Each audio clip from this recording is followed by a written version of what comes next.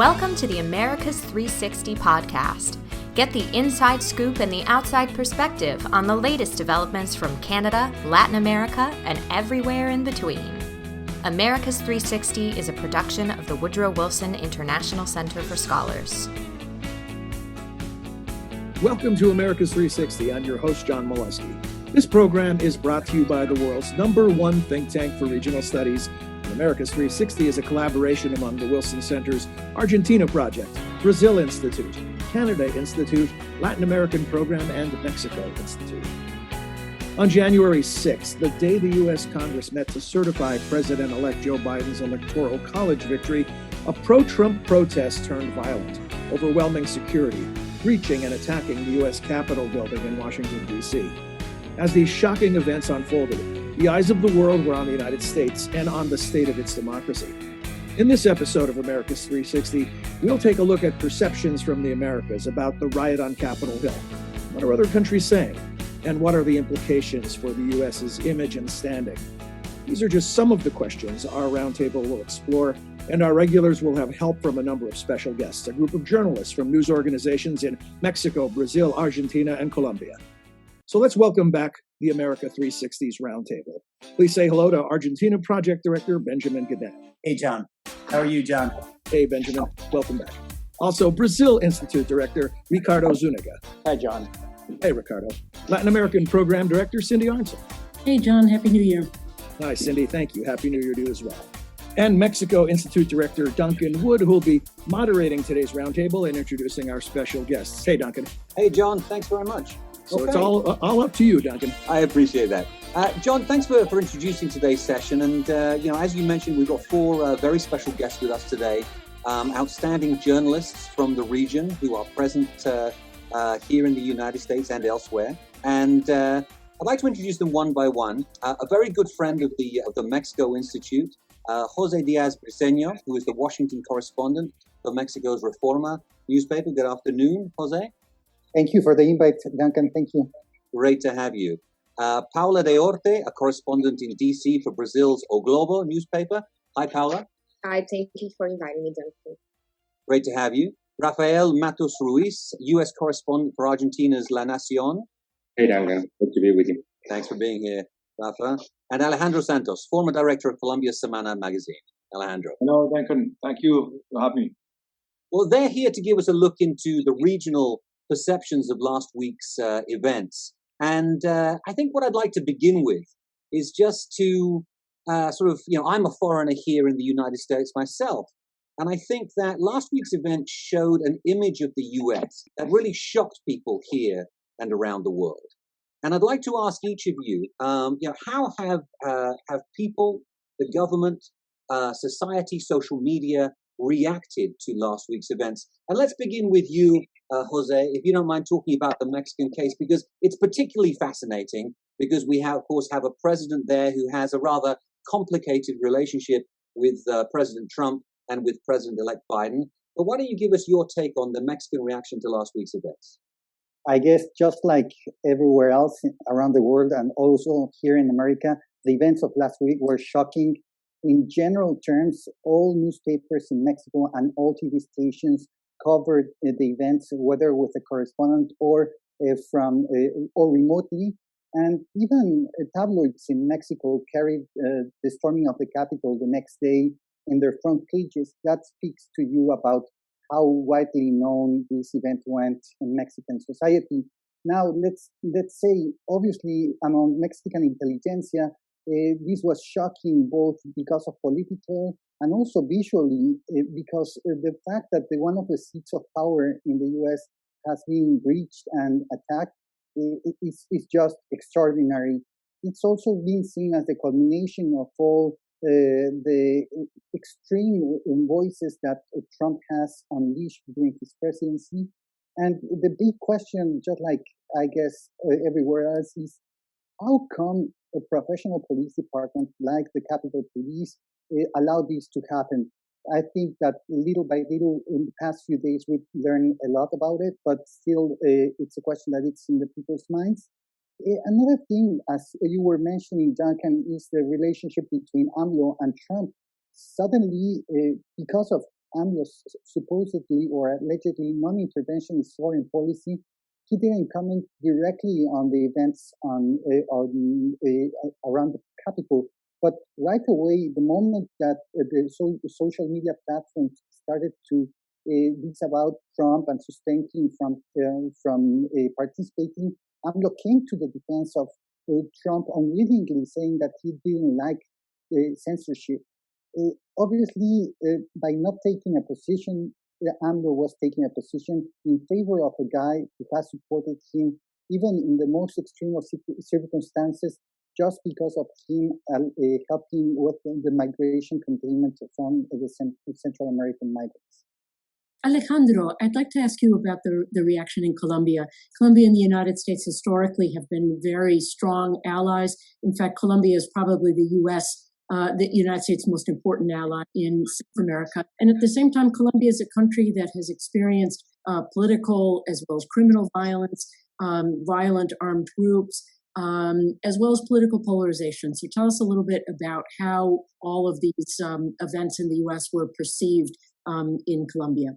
Yes, Cynthia, I think we are, as a citizen and Latin American, very shocked about what happened in the last few days in the United States, the first democracy in the world, the most powerful democracy. And to see a chapter more like a banana republic than this strong democracy was really scared for a democracy who, for most politicians and citizens, is dying in the world, in the Western world. And these images that we saw and the mob entering the Capitol Hill was very symbolic of this crisis of the democracy. So we ask ourselves, what is going to happen, and where are we going in the future? No, and behind that, it's important to say that Colombia was in the central stage of the political campaign because of the importance of the Colombian voters in Florida, a crucial state in the campaign, more than 200,000 voters, and accusation against the government party that was supporting the Trump campaign. And that was now the debate in the political arena in Colombia is if these actions by the government party, the Centro Democrático in Colombia, is putting in jeopardize the bipartisan support of the United States in the fight against the drug trafficking and the support of the United States to Colombia. And you know, as you said, Colombia is one of the best allies of the United States in the hemisphere. So the question is how the Biden administration is going to respond in the few months by this episode of accusation against the government party for supporting the Trump campaign. So that's in Colombia the big question mark for the days ahead. Well, that's a very interesting point, Alejandro. And Paola, turning to Brazil, there's actually a real close correlation there as well, particularly given the identification between President Bolsonaro and President Trump and their whole worldview. How are the events in Washington interpreted in terms of that relationship and the implications for the United States and Brazil going forward into a Biden administration? Yeah, so it was certainly a shocking day for everyone here in America and for everyone back home as well.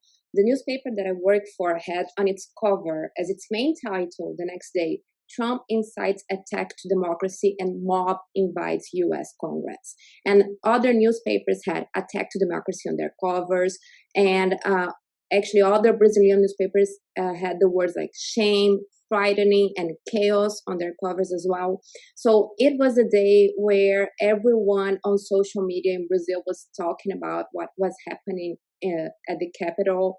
And at the same time that people were making comments about, as you've mentioned, Banana Republic or things like that, also you could feel that people were anxious and worried because, as you've mentioned, President Bolsonaro has a close relationship with President Trump. They've been together many times, and he has said after the events at the Capitol that the same thing would happen in Brazil during the 2022 elections if we didn't have print votes in Brazil. The discussion about print voting in Brazil is similar to the discussion about mail-in voting here in the US.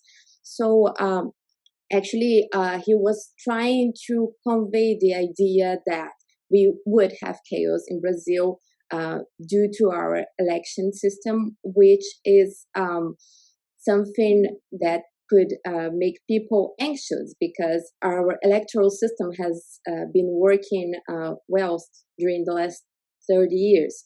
So we also had our foreign minister, Nestor Alujo, has mentioned in his Twitter account that there could be some undercover agents during the invasion of the capital. So there was this impression that the Brazilian government was still supporting President Trump in its narrative as regards what happened in the election. So at the same time that people were talking about how the US used to be a road for democracies around the world and how we used to look to the US and now this is happening, and kind of this feeling of looking at it like, see now Americans, now you are the ones that are that have to deal with a mess like us we had to do before. At the same time, people felt very anxious and there was a lot of apprehension, especially because polarization in Brazil is a very big problem as well. And there's all of this discussion about the next elections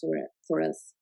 Rafael, speaking of high levels of social and political polarization in Brazil, I've been hearing over the last few days a lot of comparisons to Argentina's political transition about 4 years ago, 5 years ago now, when then President Cristina Fernandez de Kirchner opted not to participate in the swearing in of her successor, Mauricio Macri. Now, there was no violence at the time. She didn't contest the results of the election. And in fact, 4 years later, when Mauricio Macri, the incumbent, lost in a relatively close election, he accepted the results right away, met with Alberto Fernandez, attended the swearing in. I guess my question is, what, if anything, does Argentina have to offer the United States regarding elections in a context of high political polarization? Yes, Benjamin, exactly like you were saying, ever since democracy returned to Argentina in 1983, all presidential transitions have been somewhat traumatic. Raúl Alfonsín had to leave power early. Fernando de la Rúa also quit before the end of his term and left Casa Rosada, famously flying in a helicopter, and then opened what is known now as the Week of Five Presidents. The transition between Nestor and Cristina Kirchner was, of course, very seamless. But then in 2015, as you were saying, Cristina Kirchner lost the election. Actually, his ally, Daniel Soli, lost the election against Mauricio Macri. And she, acknowledged defeat, unlike Trump, who hasn't acknowledged defeat to Joe Biden. But that transition was very traumatic because there was a lot of discussions about the protocol and how it was going to happen. And in the end, Cristina refused to attend the ceremony in which Mauricio Macri was sworn in. But, that aside, it was somewhat, and I never thought I was going to say it, a much better transition than what we're seeing now in the U.S., with the president who is refusing to acknowledge defeat, still denouncing a massive fraud that has been debunked by the courts, by the states, by Congress, and with the very shocking events that we saw last week here in D.C., which, as Paola and Pepe were saying, they were widely covered as well in Argentina, and people were completely shocked. And of course, we Argentines are known for make everything about ourselves, so social media were very quickly filled with scathing remarks comparing what happened here in Congress to the funeral of Diego Armando Maradona, which caused an implosion of people inside Casa Rosada. for some of the revolts that we've had in Congress with the crisis in 2001. As you were saying, Benjamin, both the US and Argentina are very, very polarized societies. And I think as long as you have political parties who are willing to play the politics of la grieta, who are willing to, profit and try to take some advantage from polarization will remain and will deepen. So I think the biggest challenge that Joe Biden faces in his upcoming administration and his government is to try to, fulfill his promise of healing a nation. I think it's a very, very difficult goal that he has set for his administration. And, in Argentina, Alberto Fernandez, Sergio Massa, and both main political figures of the ruling coalition, El Frente de Todos, they both promised to, stop dividing the country, stop polarizing the country, stop feeding and, making la grieta even more deep. But ever since they got into power, that's exactly what they've done. Mauricio Macri also, he said that he was going to unite the country, and he didn't. He played the politics of polarization. So as long as the political parties see benefits that, are larger than the benefits of trying to unite the country, I'm afraid that polarization is going to continue, and it's going to mark the political time that we face in the future. Thanks to all of our panelists and guests for their comments here. I find it fascinating that in addition to the sense of shock that people have felt, that there is this ability or capacity throughout the region to identify with what has been taking place in the United States. I want to point out that we've been joined by our dear colleague Chris Sands, director of the Canada Institute. Chris, you came in a little bit late, so we've saved the best moment whilst everybody's warmed up for you to come in here. So why don't you share a question or some comments with the audience? Well, yeah, sure. And it's been a fascinating discussion. I did catch most of it. And I guess I'd like to ask our guests the question that I think has troubled a lot of the Canadians as well. President-elect Biden, responding to the rioters, said this isn't who we are. This isn't America. This is sort of an aberration. I wonder, and I know a lot of Canadians are wondering, is that true, or is that just what we wish was true? Do you see the Trumpist moment as part of who the U.S. is now, or do you see it as something that hopefully will go back under a Biden administration to the U.S. that everyone knows and some love? Maybe Paola, could you maybe start with that? So I do believe that although there always was an underlying sentiment of anti-Americanism among certain populations in Latin America, there was also great admiration for the United States, for its democracy, for its democratic system. And when people talk about what happened during the last few days now, at the same time that maybe there is a little bit of feeling as now the U.S. is seeing what we've been through, there's also a lot of anxiety, of uncertainty. People don't want the U.S. to go through a democratic crisis because it feels other countries where maybe the democracy is not that well established feel more insecure, feel like, well, who are we going to look for? Who are we going to look at? So there are these contradictory sentiments towards what happened. I was there myself on that day while I was reporting on the ground, and it was a very odd feeling because as I was walking towards the Capitol, there were so many people that were walking there, and I couldn't look at, I couldn't find exactly who were the people that I could look for if I had to ask for help if something happened, because I couldn't identify the police. And then later I found out that the police were guarding the building. And so it felt, for me as a journalist, as a reporter, it felt very tense. It felt very insecure. There was tear gas, there were helicopters, and I was in a space reserved for journalists that was invaded, and the mob just took all of the equipment and broke it. So this is something new, actually. I had been to some of President Trump's rallies, where he points to the media and says, the media is there, and people point to us and they laugh at us.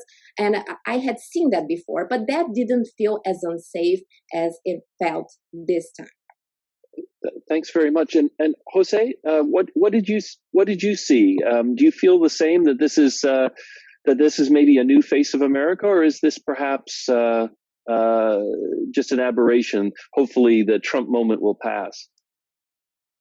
I would say two things. On the first, I would say that continuously during the election, during the campaign itself, I was making a very conscious effort to tell my readers that Trump voters were regular Americans who had some grievances, legitimate in the political process, and they had been left out, and that for some reason or another, he has been able to present them and portray them in a way that became mainstream.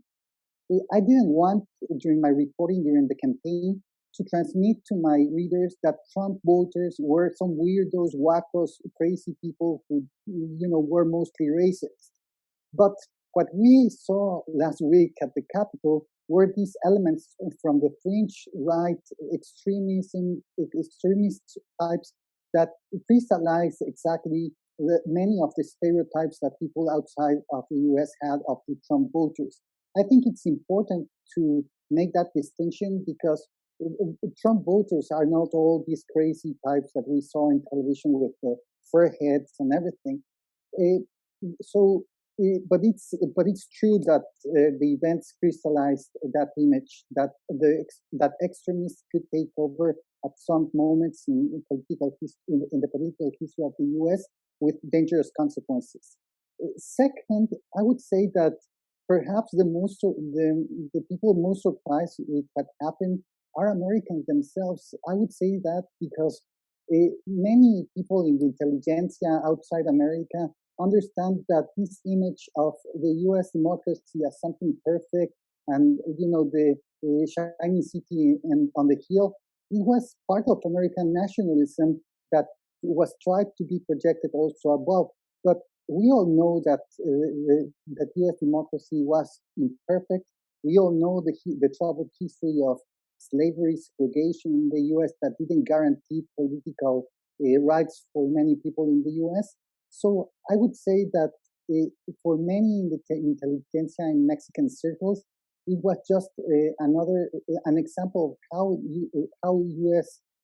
the U.S. public was discovering that the democracy was also with some failures. Oh, Rafael, what's your take on this? I do agree with what Pepe was just saying about, the followers of President Trump. I talked to a lot of people during the campaign that were nothing like what we saw on the Capitol last week.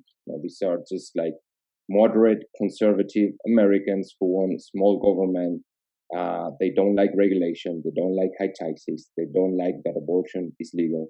They don't like that, Democrats want to increase controls on guns. They pretty much want a small government out of their lives, and they felt that Trump was the better fit for the political preferences.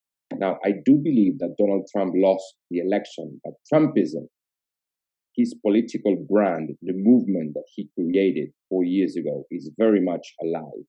And is going to continue to be a very strong political force in the United States for many decades, for many years to come. I don't know how long, but I don't think that Trumpism is going to go away because Trump is going to leave the White House. I don't think Trump is going to go away. I think it's going to try to remain a very relevant political actor in the United States. Now, I do think that the United States has a lot of trouble to come to terms with this. And what we saw last week in the Capitol, I believe is a reflection of that.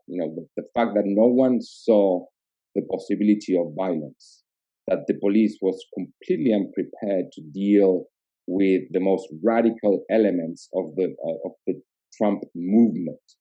I think partly it's because no one thought that something like that could happen in the United States. I think this is it's very important that the United States realizes that now Trumpism is part of the U.S. political landscape, that it's going to remain in the U.S. political ecosystem, and that it cannot be addressed just like something of a glimpse, something that it's just a 4-year mistake.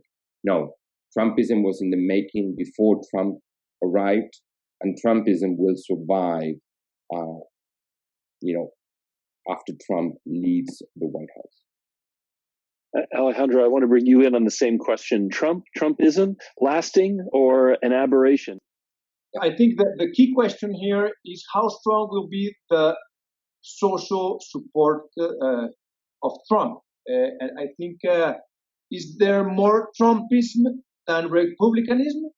And how Trump will connect with the American people in the near future. I think that will be the key question for the Biden administration too, because the challenge for Biden is to be able to restore the confidence and the credibility of the democratic institution in the United States. And in this way, the big dilemma for Biden will be how to be accountable the Trump era. No, how you going to be to send a message that the Trump era is going to be accountable, because you have to respect the rule of law and send a message for the future president of the United States. And this way, it could polarize more the country. And in the other hand, you have to unite the country. The message that Biden has sent all in different occasions, that he will be the president of all the Americans. And this is a thin line. How do you going to manage this two path? No, how you going to unite the country, and how you going to be accountable at an administration like Donald Trump. And I think this is going to be a key issue in the near future for the United States. And if you add to that the China, and how the political discourse of Trump is very popular, it is not an easy task for Biden to connect with a discourse and that is very rational against a discourse of Trump who is very passionate. Sadly, we're going to have to leave it there because of time, but let me just say it's been a fascinating discussion. First of all, it's clear that your newspapers and your countries have top-notch journalists here in DC, so congratulations to you for that, and for your understanding of the American political system. It's not always an easy political system to explain to a foreign audience, but you guys clearly do a great job. Second of all, thanks for sharing your opinions, not just about U.S. politics, but about perceptions of the U.S. in the region. With that, I'm going to turn it over to our host, John Milewski. John? Thank you, Duncan. Terrific conversation. Thanks to everyone involved. That was really outstanding. And to our listeners, hope you enjoyed it as much as we did, and that you will be back for another edition of America's 360. Until then, for all of us at the Wilson Center, I'm John Milewski. Thanks for joining us. You have been listening to America's 360, a podcast about the innumerable ties among the nations of the Western Hemisphere. America's 360 is produced and edited by Oscar Cruz, Angela Robertson, and Mariana Sanchez Ramirez. You can subscribe wherever you listen to your favorite podcasts. To learn more about our programs, please visit wilsoncenter.org. And please join us again next time for another episode of America's 360.